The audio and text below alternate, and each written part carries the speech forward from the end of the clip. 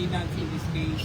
But together with us, we are very fortunate to have with us our good friend and always providing leadership for the former Congressman Taras in this complaint that we filed against Senator Soto for indirect contempt.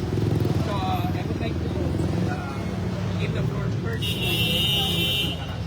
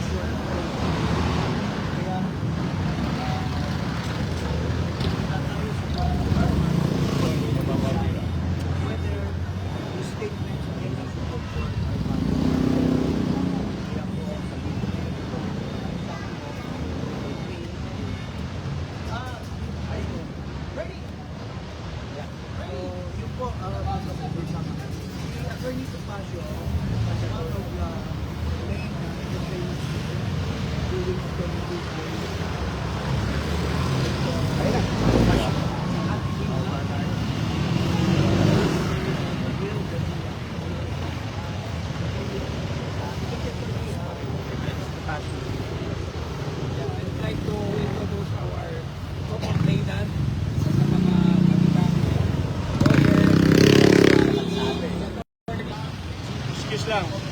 Baba nyo nga yung mic, naka ano eh. Baba lang namin yung mic. Baba lang na yung mic. Baba yung mukha. Baba nyo yung mic. Baba yung mic. Baba. Baba. Wala kami sinasabi. Wala. Baba nyo yung mic.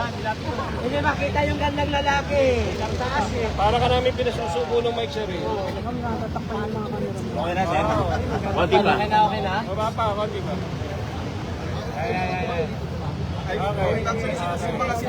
Sir, harap ka sa camera. Sir, harap ka rito.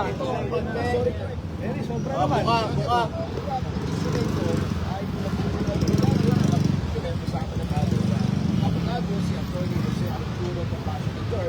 Sa para po sa atin ay kung mga public statements ni Senate President Vicente Soto III, all due respect to him, ay lumalampas na po sa legitimate commentary at ito po ay nagtatransgress na the territory of statements that tend to destroy the credibility, undermine the faith of the people, lalo-lalo na po yung mga statements niya, for example, sa Bonilla, mas magaling pa ang first year law student kaysa sa mga high school. Mahal ka ni... Senior Associate Justice walang alam sa rules.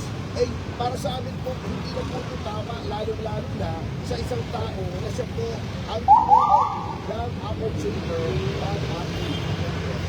So, para pagkahitin si Senate President Soto at yun po sinasabi nila is to say what he wants, basta ito ay hindi na malangkas sa rules on contempt and what is permissible na sa sapagkat the Supreme Court, one of the three good departments of government, is entitled to respect from the other two departments. Pwede pastusin lang. Hindi naman kung pinapastusin sa Supreme Court, ang Senado, o ang mababang kapuluhan.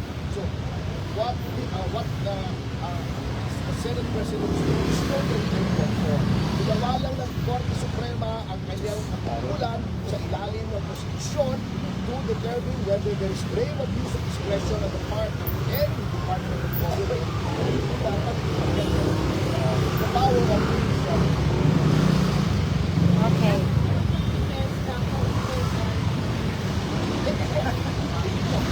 Sapagkat kahit kung equal ka, kaya nga kung equal hindi ka pwedeng sabihin na mas mapagkita. Oo, na mas mapagkita. Equal.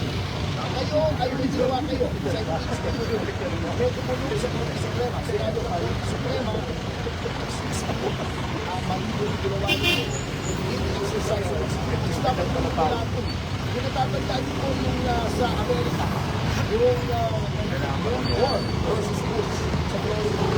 Diba nung Florida, ang Mamay Watson, botohan sa Florida ay kagulan ng Amerika ng Estados Unidos. Natalo si War sa Korte Suprema. Ano sabi ni Al Gore, who was Vice President at the time? I do not agree with what the Supreme Court did, but I respect it that those are the equations of mature politicians in a mature democracy. Eh tayo parang bata tayo. Pag hindi natin ang buhay ng gusto natin, gagabog tayo, napipigil tayo. Hindi po dapat gano'n ang Senate President. Marinig kong ma-file na guilty of indirect contempt si SP Soto. Ano po ba magiging epekto nito sa kanya? May penalty po ba? Maaari po siya na ma-judge in indirect contempt. Maaari po siya pagalitan o ma-repriman, ma-censure. Nataas-taasan po siya po ay pagpuntahin, mag-mentally o makulong ng ari. Ano ay nagawa niya siya? Hindi po. Outside. Actually po, yung mga sinabi niya sa loob ng halls of the Senate ay subject to separate complaint sa ethics committee na gagawin din po namin. Kasi hindi po pwedeng dalawin yung kahit sino. He can only be responsible for statements made as Senate President aside the halls of the Senate sa before his peers, yung kanyang kapwa mga senador. Pero yung mga sinabi niya sa labas, we are subject to the same acts as an ordinary citizen. Inaayos po namin, inuna lang po namin ito kasi hindi na po talaga namin masunod. We are lawyers and therefore we are officers of the court. At kaya hindi po namin masunod yung ginagawa po ni Senate President Soto with all due respect to him. And just to add, may mga statements siya online. Pwera doon sa interview kay Mr. Esquerra, meron siya mga online post sa Facebook niya which to my mind is degrading, demeaning, disrespectful of the integrity of the Supreme Court as an institution. And tinarget niya yung ponente, yung senior justice, parang personal niya. And he also had a statement na inaamyendahan ng Constitution ang desisyon ng Korte Suprema. Mali po yun. The Supreme Court is the final arbiter sa lahat ng constitutional questions. So very responsible yung pahayag ni Senate President Vicente Soto. May jurisprudence marami. In fact, As a matter of fact, may jurisprudence, pangalan din, Inre Vicente Soto, 1949. Lolo niya at senador din. At doon, indirect contempt. Same case at convicted siya. Nag-fine siya doon. At ang ginawa ng lolo niya doon ay pareho rin sa ginawa niya dito. Hindi-decide siya yung decision ng Supreme Court. In-intimidate niya yung Supreme Court. Pinuri niya yung Supreme Court. At sinabi, baka palitan yung mga laman ng Supreme Court. Yun din ang sinabi ni Senator Tito Soto dito. Mag-check sa tayo at palitan natin yung laman ng Supreme Court. Kaya mataas ang tiwala namin sa case na ito dahil merong precedent na lolo niya pa. At kung anong ginawa ng lolo niya dati, yun din ang ginawa niya ngayon at same case at same penalty rin ang lalabas laban sa kanya ngayon. Indeed, history repeats itself. So yung sa Inri Soto, isa sa mga kaso yun na ni-review namin when we were taking the bar examination, di ba, for the verdict. Isang very famous and landmark case po yun.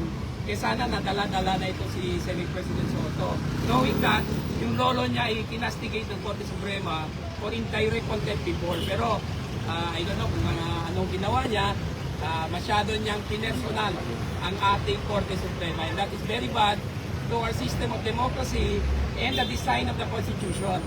Ang Constitution natin ay klaro na binigay ang poder sa ating Korte Suprema na mag-interpret ng ating Constitution. Kahit pa impeachment ang issue. Kasi ang impeachment is provided in Article 11 of the Constitution. Dapat kalangin po ang desisyon ng Korte Suprema at Constitution. Any warning ba sa ibang senador o bata? It is not our place to warn anyone. Kasi senador sila. We just want to show that if you cross the line, kami po mga abogado ay we will not tolerate it. I'm also challenging the integrated power of the Philippines. Anong ginagawa niyo dyan mga kumpanyero? Kolekta kayo ng kolekta ng membership dues. Hindi naman pinagtatanggol ang Korte Suprema. Kami na lamang The integrated power should be the ones who are spearheading rules the Supreme Court. Yet, we see nothing but silence. At masyado na po politicize na kasi ang ating integrated power. At saka, alam mo, doon sa mga sinasabi niya, parang directed pa niya ang Supreme Court na magsagawa sila ng constitutional amendment or charter change with the implication na parang i-abolish pa nila yung Korte Suprema. Eh, sila nga mismo, for so many decades now, under so many presidents, there has always been proposal to amend the Constitution through Constituent Assembly. But pagdating ng point na magsagawa na ng amendment to Constituent Assembly, it's always the Senate ang tumakas. Kasi takot sila na ma-abolish sila kasi parati nilang inaano yung voting separately or voting as one. Tapos here comes this guy, Soto, trying to talk about constitutional. Kaya nga, sina-challenge ko siya, iba na may podcast. Hindi nga, Soto, ikaw na nga yung magsagawa ng amendment ng Constitution at tingnan natin kung maglakas loob ka ba na magkaroon ng Constituent Assembly. I challenge the Senate to do a constitutional